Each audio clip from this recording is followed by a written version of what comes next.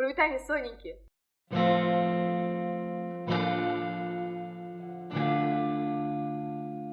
Творчасць і стан псіхічнага здароўя, альбо такое паняцце, як арт-брют. Дэвіянтнае мастацтва, мастацтва альтэрнатыўных. Што гэта ўвогуле за тэрміны? Як яны ўзніклі?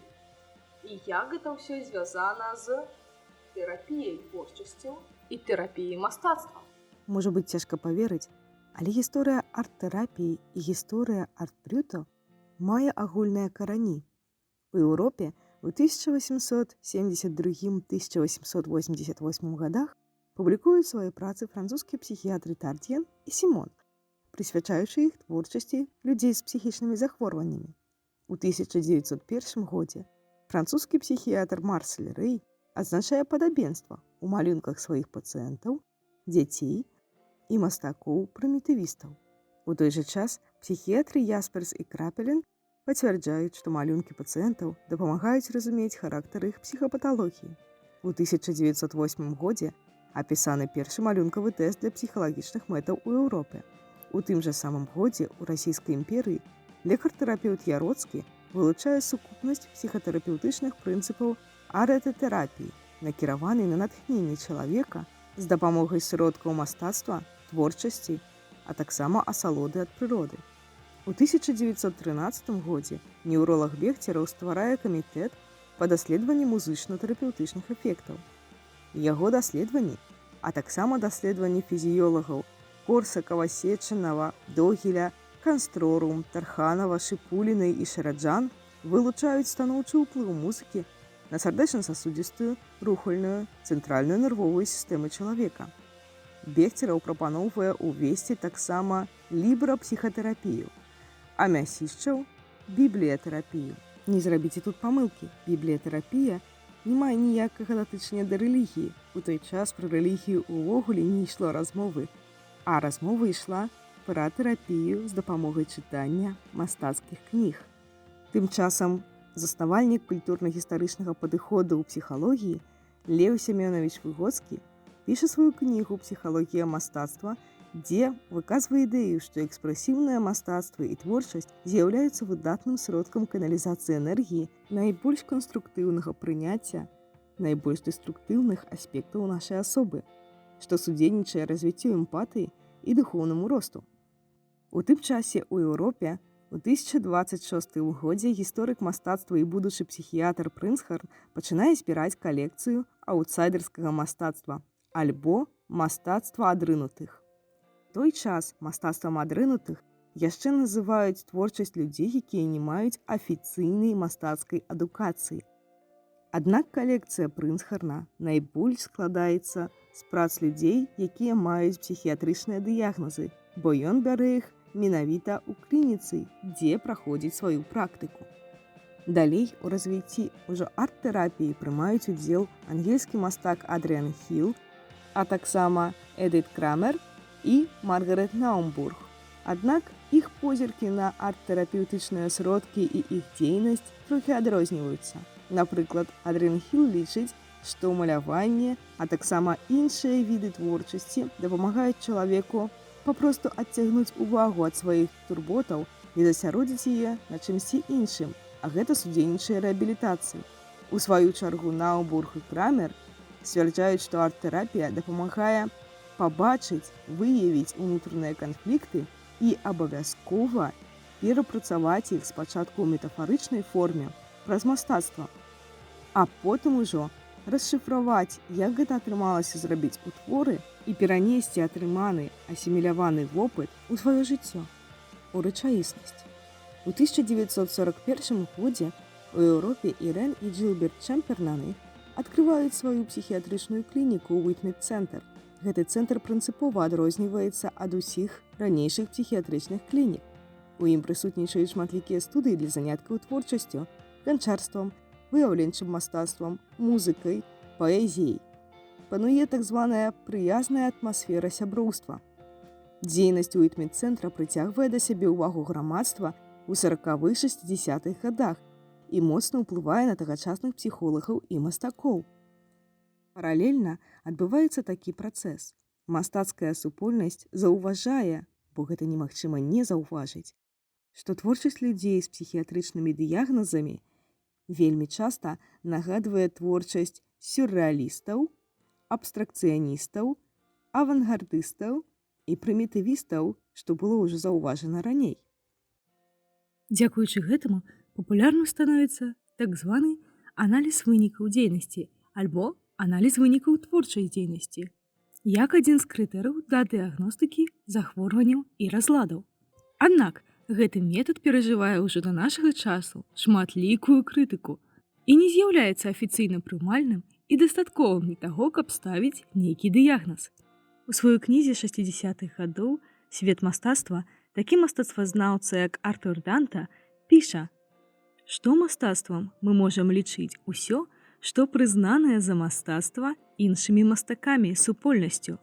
І вось тут мы сутыкаемся з тым момантам, калі прыходзіць вялікі філосаф Мішэль Фуко і выказваецца наконт таго, што ў такім выпадку пастаноўка псіхіятрычнага дыягназу яна ператварае псіхіятрыю у пенітэнцыярную сістэму альбо іерархічную сістэму, там, дзе мы зноў гуляемся са сваёй уладай. І дзякуючы фаварытызму абіраем, хто будзе мастаком, а хто не будзе. І час той самы Артур Данта, які выпусціў кнігу «Свет мастацтва», пачаў разбіраць, а што з'яўляецца мастацтвам, чаму мастакі робяць свае выбары. І прыцягнуў трошачкі Гегеля, а таксама ідэі, што мастацтва – гэта ўтвораны ў матэрыяльнай форме сэнс. А адпаведна, мастак мусіць вельмі добра асэнсоўваць, што ён робіць. Але прабачце, наколькі ўпэўнена мы з вамі можам сказаць, што наша адзнака, ці разумее аўтар, што ён робіць, будзе правільнай. Аматарскі эксперымент вялікага псіхіятра і псіхатэрапеўта Віктара Франкла, праведзены таксама ў 60-х гадах, паказвае нам, што не заўсёды адзнака нават будучых псіхіятраў, не кажучы ўжо пра агульную грамадскую супольнасць, адпавядае рэчаіснасці. Тое, што нехта ў грамадстве ставіць таўро на чалавеку, які з'яўляецца творцам, мастаком, філосафам, кім заўгодна, з'яўляецца больш не медыцынскай праявай клопату, а хутчэй напраўда той самай гульнёй улады і спробы прынізіць іншага чалавека, бо мы яго не разумеем. І зноў жа такі Мішэль Фуко падкрэсліваў, што гэта праява нашага поцягу да дыскрымінацыі іншых, тых, хто ад нас адрозны.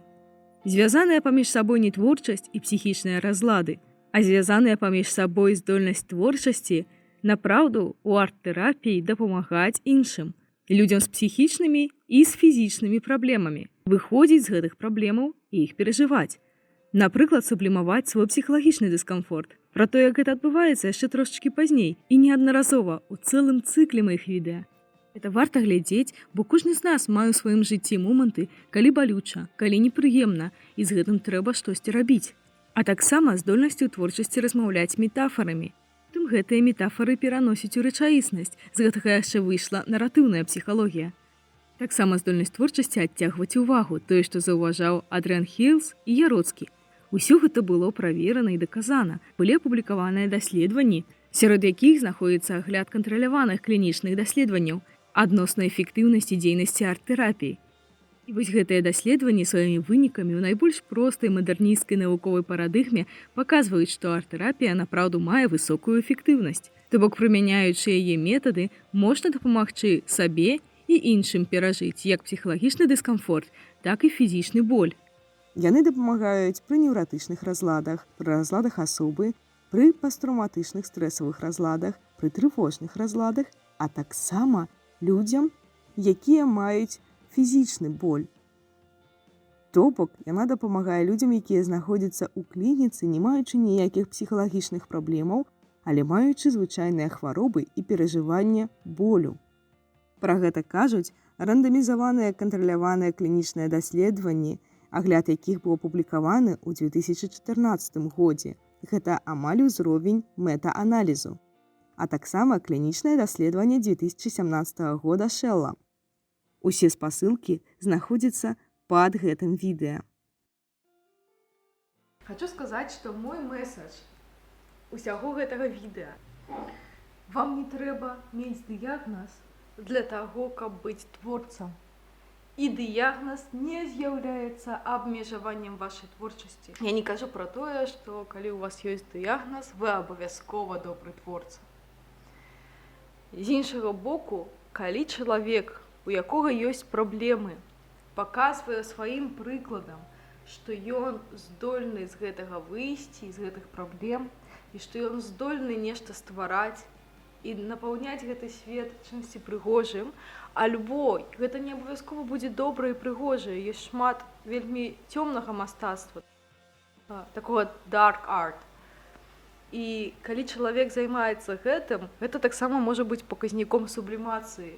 Вось у яго ёсць гэты боль, гэтая пакута, гэтае жаданне там усіх знішчыць, кроў кішкі і гэтак далей. Ён ідзе і становіцца рэжысёрам, здымае хорар-фільм, альбо ён піша кніжку як Стывен Кінг. І гэта сублімацыя. Ён не становіцца гвалтаўніком, ён не становіцца Гітлерам ад гэтага. Ён здолеў знайсці, як каналізаваць свае цёмныя нейкія ідэі, страшныя, разбуральныя, дэструктыўныя. І вось гэта называецца творчае прыстасаванне. І гэта адна з мэтаў псіхатэрапіі, знайсці сваё творчае прыстасаванне, куды табе каналізаваць сваю агрэсію так, каб не рабіць шкоды сабе і не рабіць шкоды іншым. І калі чалавек паказвае сваім прыкладам, што ён гэта здольны зрабіць, не будзе ляжаць, паміраць, не будзе ісці і здзяйсняць самагубства, а пусціць гэта ў творчасць, у мастацтва, лепей сходзіць на метал-канцэрт і будзе там. Не абавязкова, дарэчы, самому тварыць нешта. Вы можаце быць чалавекам, які ўласна спажывае мастацтва. Ёсць такая штука, як тэрапія мастацтвам. Гэта розніца. Творчая тэрапія творчасцю сваёй і мастацтвам. Калі вы спажываеце там кніжкі, то бок вы чытаеце, альбо глядзіце фільмы, і праз гэта вам становіцца лягчэй. Дык вось калі чалавек прыкладам сваім паказвае, ён заахвочвае. Каб быць творцам, каб ствараць, вам не трэба мець разлад. Дастаткова мець да гэтага жадання, нейкую ўнутраную прагу і дастаткова адвагі, каб гэта зрабіць. Маю надзею, што на гэтую адвагу ствараць я вас сёння натхніла, незалежна ад таго, у якім вы стане. Ставьте свой вар'яцка-мастацкі лайк і чакайце на цэлы цыкл такіх відэа. І ў наступных будуць інтэрв'ю з мастакамі, літаратарамі, музыкамі, крытыкамі мастацтва, літаратуры, псіхіятрамі, псіхолагамі і тэрапеўтамі. Шалёна цікава на канале Па-людску. Падпісвайцеся і будьце ў курсе навін. З вами была Кася Каваляна-Глухоўская на канале Па-людску. Давайте размаўляць менавіта на гэтай мове.